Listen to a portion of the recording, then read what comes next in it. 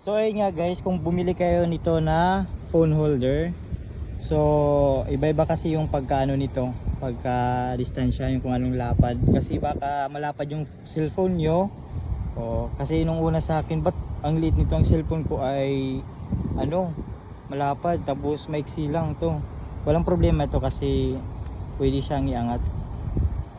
So ito, so kung malapad yung cellphone nyo, katulad nito, sakto lang, or medyo ano pa, maluwag, yung gagawin nyo lang yan guys is meron siyang adjuster sa likod.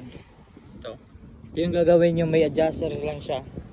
Ito, nakikita nyo tong ano, nakikita nyo tong tornilyo dyan, dyan.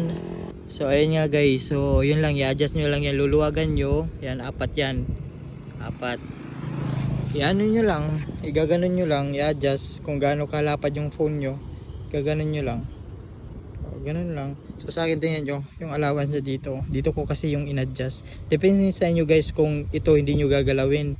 Ito lang para ano dun, iusog ng ganito papunta dun para magka-charge yung cellphone nyo.